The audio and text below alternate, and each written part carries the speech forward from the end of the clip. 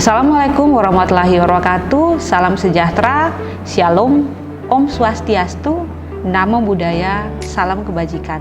Saya Yunawati Sele, dosen program studi pendidikan biologi Universitas Timor, akan menjelaskan salah satu mata kuliah yang saya ampu, yaitu mata kuliah profesi kependidikan.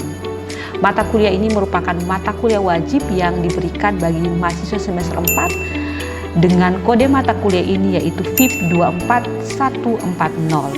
Sama halnya seperti mata kuliah kependidikan lainnya, mata kuliah profesi kependidikan tidak hanya diberikan dengan tujuan untuk memberdayakan pengetahuan mahasiswa, tetapi lebih dari itu untuk meningkatkan kesadaran mahasiswa akan pentingnya tanggung jawab pribadi dalam pemberdayaan sikap dan keterampilan yang akan dibutuhkan ketika nantinya menjadi seorang guru.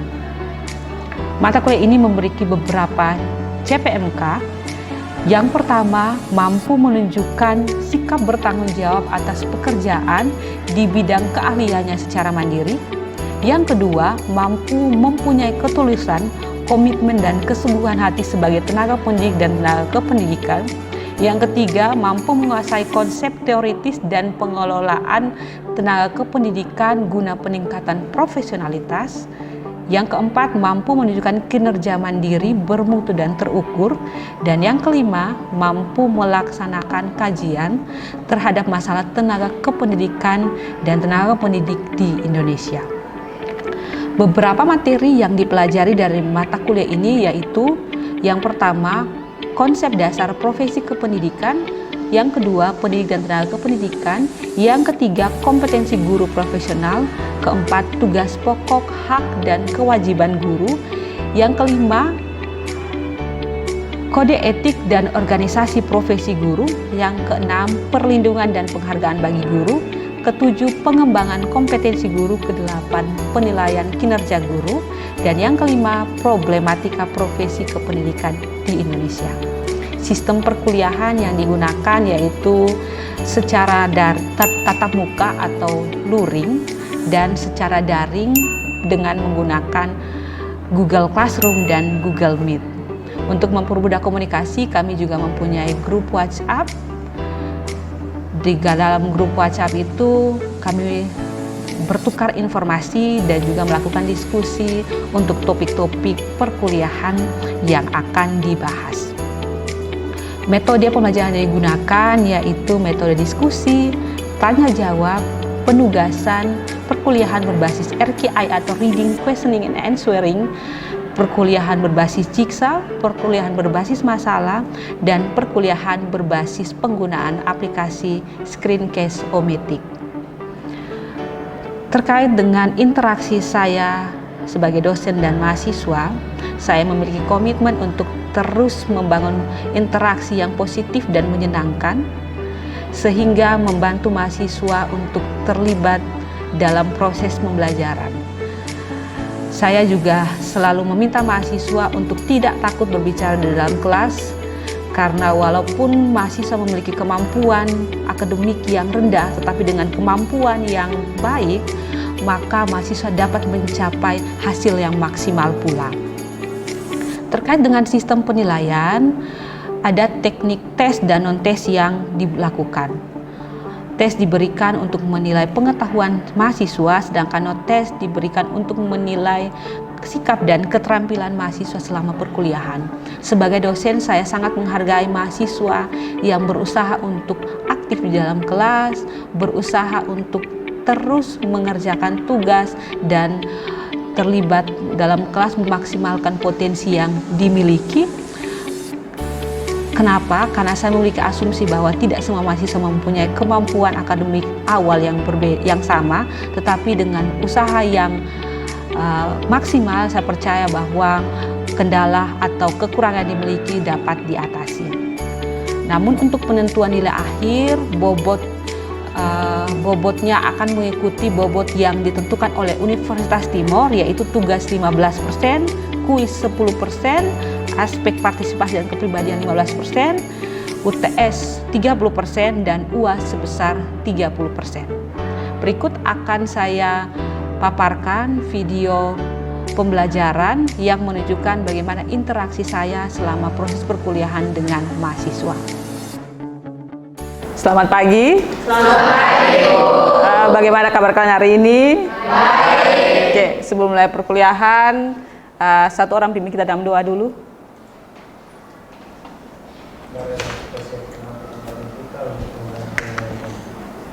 Izinkan saya memimpin doa ini agama dan kepercayaan saya, yaitu betul dalam nama Bapa. Terima kasih Tuhan karena Engkau telah membimbing kami dan malam merupakan hari yang baik. Sebentar lagi Tuhan kami akan melakukan perkuliahan, dan Tuhan membimbing kami dari awal perkuliahan hingga berakhir. Semua dan harapan ini Tuhan kami sampaikan kepada perkataan Kristus Tuhan kami. Amin. Dalam nama Bapa. Amin. Terima kasih Andika. Saya berharap kalian hari ini sehat. Kita bisa mulai perkuliahan untuk mata kuliah profesi kependidikan ya. Ini merupakan pertemuan kita setelah pertemuan-pertemuan sebelumnya minggu lalu. Oke, silakan perhatikan di depan ada 4 gambar ya.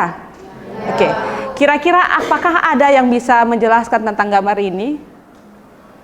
Yang gambar yang kedua, ketiga sebenarnya agak buram, tapi saya berharap kalian bisa tetap lihat ya itu apa. Ada yang bisa kasih pendapat? Silahkan, jangan takut salah ya. Ayo, ada 4 kelompok, ada 4 gambar harusnya. Yang di sini harusnya gambar keempat ya. Ada salah ketik, silahkan ada yang bisa kasih pendapat. Ayo, jangan takut salah. Indra. Kira-kira gambar pertama apa, 2 apa, 3, 4 apa? Baik Ibu, dari gambar yang di depan yang saya lihat, gambar pertama itu profesinya sebagai seorang dokter, gambar yang kedua sebagai seorang hakim, gambar yang ketiga profesi sebagai seorang arsitektur bangunan, dan yang ketiga sebagai abdi negara atau tentara nasional. Oke, ada 4 gambar yang menunjukkan ada 4 profesi. Kira-kira menurut kalian, apakah tugas dan tanggung jawab yang dimiliki oleh masing-masing gambar itu sama atau beda? Beda ya. Kira-kira posisi profesi yang pertama, dokter, apakah tugas dan tanggung jawabnya bisa digantikan oleh profesi pada gambar 4? Bisa tidak? Bisa. Begitupun selanjutnya ya, apakah gambar kedua bisa digantikan oleh gambar pertama? Tidak. Kenapa begitu kira-kira? Karena profesinya berbeda. Karena apa lagi yang bisa buat sehingga tidak bisa digantikan seperti itu? Kemampuan yang berbeda ya. Kemampuan yang dibutuhkan itu berbeda. Karena kemampuan yang dibutuhkan itu berbeda, makanya posisi yang salah satu profesi tidak bisa digantikan oleh profesi yang lain. Dari mana masing-masing profesi itu mendapatkan kemampuan itu kira-kira? Melalui pendidikan dan pelatihan.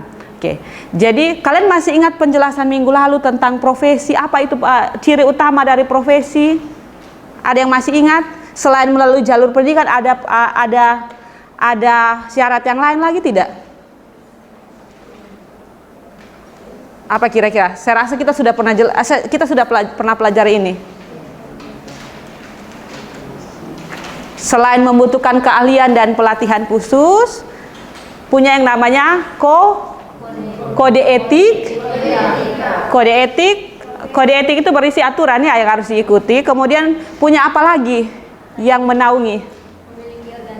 Memiliki organisasi. Ada organisasi yang menaungi profesi tersebut. Kemudian yang keempat adalah mendapatkan apa? Mendapatkan pengakuan dari masyarakat. Jadi satu pekerjaan dikategorikan sebagai profesi paling tidak memenuhi syarat-syarat tersebut. Kita kembali lagi. Tadi kenapa salah satu profesi tidak bisa digantikan oleh profesi lain? Karena membutuhkan kemampuan yang berbeda.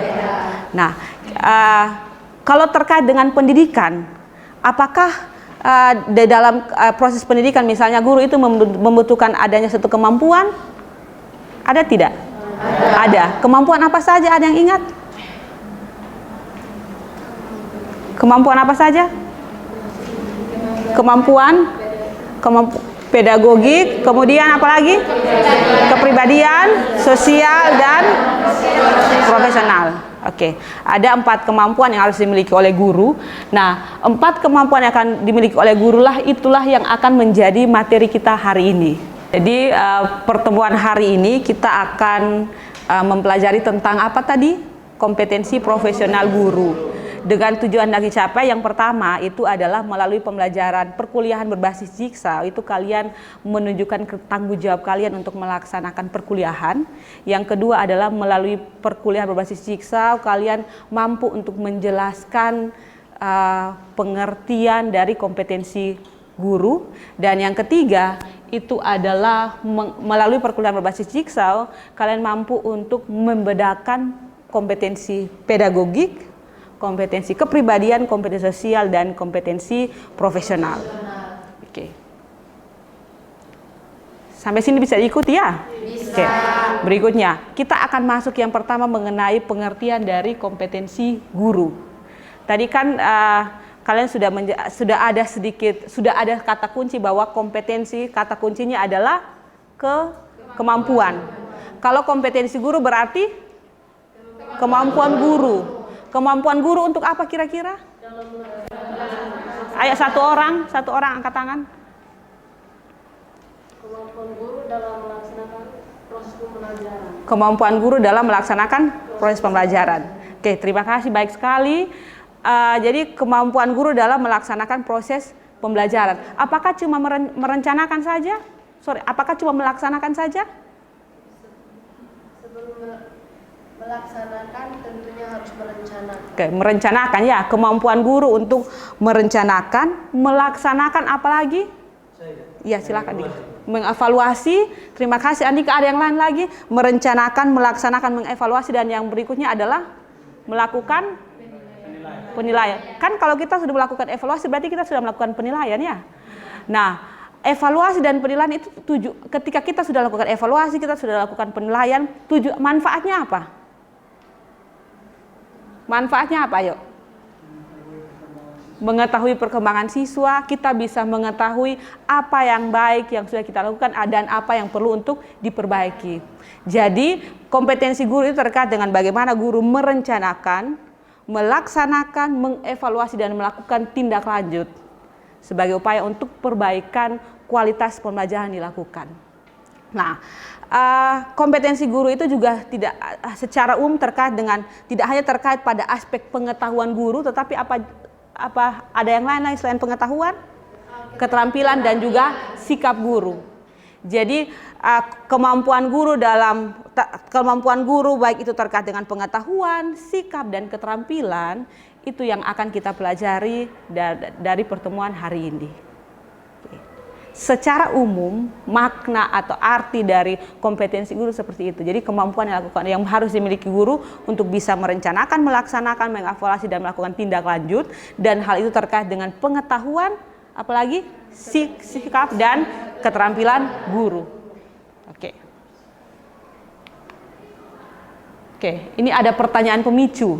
Ada 2 pertanyaan.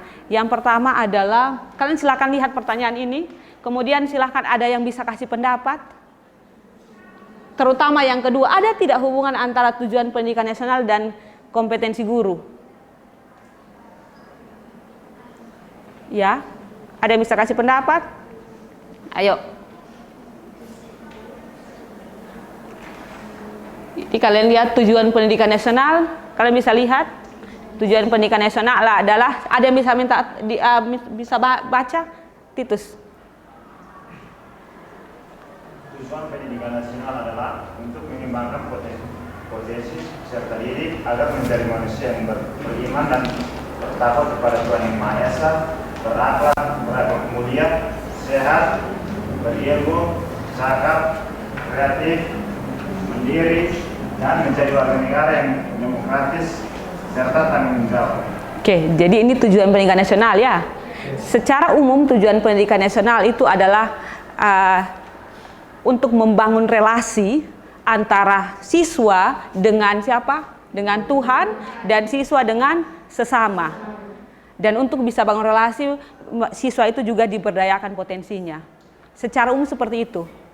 Jadi dari pengertian pendidikan tujuan pendidikan nasional. Tujuan pendidikan nasional adalah bagaimana mengembangkan potensi siswa sehingga siswa itu mampu membangun relasi yang baik dengan Tuhan dan mampu membangun relasi yang baik dengan sesama dan juga lingkungan.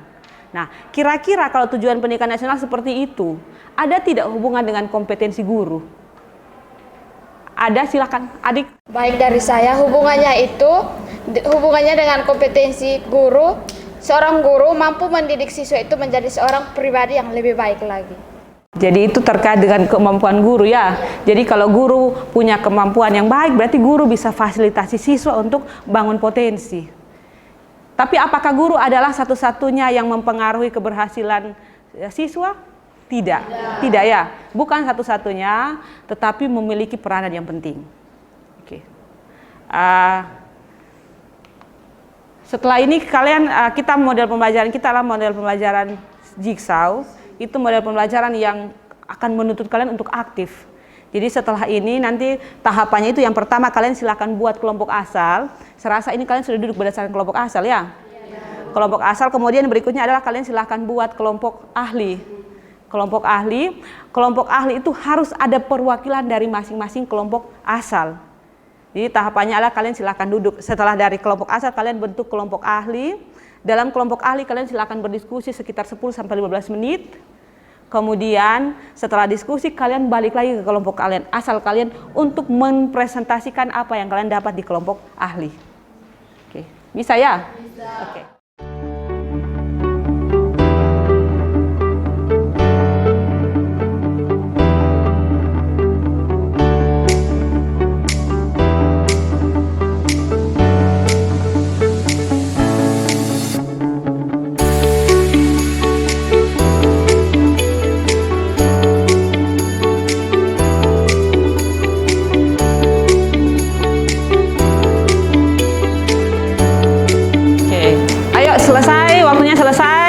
Silakan yang kelompok 1, sekarang kalian kembali ke kelompok asal kalian. Yang kelompok 1 kembali ke kelompok 1.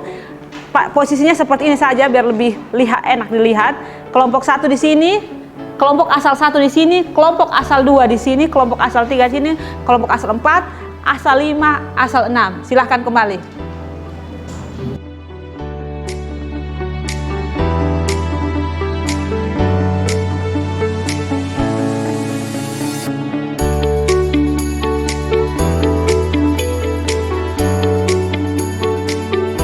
Jadi silahkan, yang paling utama adalah apa? Apa itu? Ruang lingkupnya apa?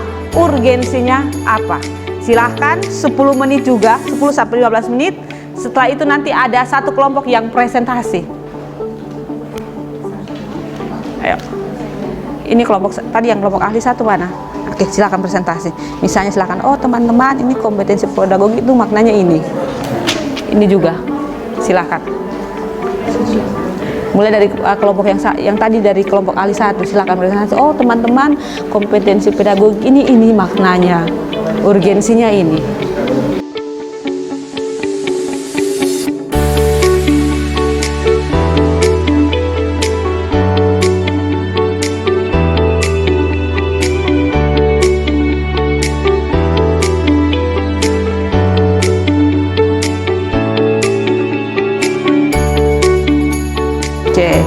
Waktu selesai ya. Oke, ini kalian sudah selesai diskusi di kelompok asal kalian. Tadi kan sudah ada perwakilan dari masing-masing kelompok ahli yang presentasi di kelompok kalian masing-masing. Saya berharap semua kelompok sudah buat laporan kelompok ya. Laporan itu yang akan dikumpulkan ke saya setelah kita selesai perkuliahan. Supaya saya mau lihat kira-kira kalian selama bekerja di dalam kelompok itu sudah sejauh mana. Kalian punya pemahaman terkait dengan 4 kompetensi ini. Sampai sini bisa diikuti? Bisa, oke. Sudah selesai diskusi di kelompok asal. Untuk mempersingkat waktu, kita akan langsung membahas secara umum ya. Jadi tadi ada beberapa hal yang kita diskusikan bersama ya. Kalian diskusikan bersama, ada hal apa saja tadi? Apa itu, kemudian ruang lingkupnya apa, dan berapa pentingnya. Oke. Kita lihat yang pertama, kompetensi pedagogik. Ada yang bisa jelaskan setelah diskusi di kelompok asal tadi, apa itu kompetensi pedagogik? Silahkan. Ada yang bisa? Ayo. Apa itu kompetensi pedagogik dan kenapa penting? Ayo. Iya. Baik, kalau dari saya, kompetensi pedagogik itu kemampuan seorang guru yang berkaitan dengan intelektual atau kemampuan akademik yang dimiliki oleh seorang guru. Kemampuan akademik dan setelah itu? Dan yang kedua, mengapa pentingnya seorang guru memiliki kompetensi pedagogik? Karena seorang guru mampu memahami perkembangan peserta didik melalui prinsip-prinsip kognitif yang dimiliki oleh seorang siswa. Apabila kompetensi ini tidak dimiliki, maka otomatis pembelajaran di dalam kelas itu tidak akan berjalan dengan baik. Oke, terima kasih. Jadi itu teman kalian sudah menjelaskan dengan baik sekali ya. Kita berikan aplaus. Sudah memberikan pendapat tentang apa itu kompetensi pedagogik dan kenapa penting. Oke, berikutnya kita bahas tentang kompetensi kepribadian. Apa itu kompetensi kepribadian dan kenapa penting? Ada yang bisa kasih pendapat? Ayo, silakan. Yang dimaksud dengan kompetensi kepribadian yaitu kepribadian sendiri itu menjelaskan tentang etika seorang guru. Lalu pentingnya mempelajari kompetensi kepribadian adalah untuk membantu upaya mengembangkan karakter seorang guru maupun siswa. Oke, terima kasih. Berhubungan dengan etika ya. Oke, kira-kira kalian sebagai mahasiswa, kalian mau, kan sekarang kan calon guru ya? Kalian mau nanti ketika kalian jadi guru, kalian mau jadi guru yang punya karakter seperti apa kira-kira? Yang berwibawa, apalagi? Arif, apalagi dewasa, kemudian berkepribadian yang mantap ya. Itu merupakan ruang lingkup dari kompetensi kepribadian. Kenapa penting? Karena kalau guru tidak punya kepribadian yang baik, berarti apakah bisa melakukan pembelajaran yang menyenangkan? Tidak. Karena siswa akan tertekan dalam pembelajaran ya. Saya rasa kalian punya pengalaman seperti itu? Ya, kita masing-masing punya pengalaman yang buruk dan pengalaman yang baik. Sama yang selalu saya bilang ya, kalian maupun saya, itu kita sama-sama belajar untuk membuat apa yang kita mau guru atau dosen kita lakukan untuk kita. Jadi kalau kita mau guru kita guru kita membangun interaksi yang baik dengan kita, ya berarti kita juga sekarang harus belajar untuk mempersiapkan diri seperti itu. Kalau kalian dulu marah kalau guru tidak bisa jelaskan dengan baik, ya sekarang kalian juga harus persiapan untuk nanti ketika kalian jadi guru, kalian juga bisa punya kemampuan yang baik untuk menjelaskan, menguasai materi. Oke, kembali. Kompetensi pedagogik sudah, kompetensi kepribadian sudah, berikutnya kompetensi sosial. Nah, jadi kompetensi sosial kata kuncinya adalah kemampuan berkomunikasi dan kemampuan untuk berinteraksi. Komunikasi dan interaksi. Komunikasi interaksi dengan siapa saja kira-kira? Ayo, Andika. Baik, kemampuan berinteraksi sesama tenaga pendidik. Yang ketiga itu dengan siapa lagi kira-kira? Oke, ulang. Masyarakat, siapa lagi tadi? Yang pertama itu masyarakat, Iya. yang kedua itu peserta didik, Iya. dan ketiga itu tenaga Kependidikan. yang keempat itu orang tua atau peserta didik. Oke, terima kasih. Tepuk tangan untuk Andika ya. Jadi kata kuncinya dari kompetensi sosial adalah kemampuan berkomunikasi dan kemampuan berinteraksi. Berikut adalah kompetensi profesional. Silahkan, ada yang bisa kasih pendapat? Apa itu kompetensi profesional? Perwakilan dari kelompok 5 ya. Silahkan, ayo. Jadi kompetensi profesional itu adalah kemampuan guru untuk menguasai materi. Jadi mengapa kompetensi profesional itu sangat penting? Karena dengan adanya kompetensi profesional dari seorang guru, maka siswa itu semakin aktif dan kreatif sehingga suasana dalam pembelajaran di kelas itu semakin menyenangkan sehingga mendorong siswa untuk semakin semangat dalam mengikuti proses pembelajaran. Terima kasih. Kata kuncinya lah kompetensi profesional itu apa? Kemampuan menguasai materi. Kemampuan menguasai materi. Kalau guru biologi dikatakan profesional kalau bisa menguasai materi biologi. Oke, kembali. Kompetensi pedagogi kata kuncinya adalah kemampuan untuk merencanakan, melaksanakan, mengevaluasi, melakukan tindak lanjut pembelajaran yang tujuannya adalah untuk mendidik Sedangkan kalau kompetensi kepribadian itu terkait dengan karakter guru. Kemudian kompetensi sosial terkait dengan kemampuan guru untuk apa tadi? Berinteraksi dan berkomunikasi. Dan yang keempat, kompetensi profesional itu terkait dengan kemampuan untuk menguasai bidang ilmu. Oke. Sampai sini bagaimana, ada pertanyaan? Oke, saya tanya. Kemampuan guru untuk menyusun RPP itu kompetensi terkait dengan kompetensi apa? Pedagogik ya. Silakan angkat tangan ya setelah ini. Kemampuan guru untuk berkomunikasi dengan orang tua. Andika. Kompetensi sosial. Kompetensi sosial, terima kasih. Berikutnya lagi. Kemampuan guru untuk memahami landasan pendidikan. Ya? Kompetensi? Oke, apakah seperti itu? Coba dipikir lagi. Oke, memahami landasan pendidikan. Kompetensi kepribadian. Ada lain yang lagi? Memahami landasan prinsip pendidikan. Oke, sebentar selain Andika. Kompetensi pedagogik. Hal-hal yang terkait dengan proses pembelajaran, membelajarkan itu kompetensi pedagogik. Kompetensi guru untuk memahami materi, konsep, prinsip, prosedural. Untuk memahami materi, kompetensi apa? Kompetensi profesional. Jadi seperti itu ya. Masing-masing kompetensi punya kata kuncinya dan itu sangat urgen untuk dimiliki oleh guru. Kalau guru tidak punya kompetensi pedagogik, berarti guru tidak bisa merancang pembelajaran yang baik dan melaksanakan sampai mengevaluasi. Kalau guru tidak punya kemampuan kepribadian yang baik, berarti guru tidak akan menunjukkan karakter yang disegani, mengajak siswa untuk aktif dalam pembelajaran itu tidak akan bisa. Kemudian kompetensi sosial terkait, kalau guru tidak punya kompetensi sosial, guru tidak bisa membangun interaksi dengan siswa, guru tidak bisa membangun komunikasi yang bisa dimengerti oleh siswa. Sedangkan kompetensi profesional, kalau guru tidak punya kompetensi profesional, guru tidak bisa menjelaskan materi secara baik karena memang guru tidak menguasai materi. Ceritanya seperti itu. Cukup sekian untuk materi kita hari ini. Satu orang saya minta untuk kasih kesimpulan, kata kuncinya saja. Oke. Kata kunci, pedagogi kata kuncinya apa, begitupun seterusnya. Silakan satu orang, ayo buat kesimpulan. Titus lagi, jangan Titus, Adek. Oke, baik, di sini saya akan menyimpulkan dari keempat kompetensi. Yang pertama itu kompetensi pedagogik berkaitan dengan kemampuan seorang guru.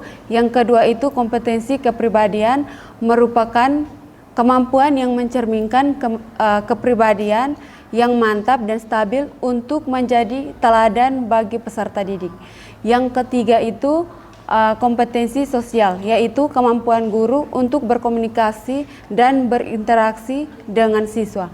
Yang keempat itu kompetensi profesional, yaitu penguasaan terhadap materi pembelajaran dengan lebih luas dan mendalam. Oke, terima kasih.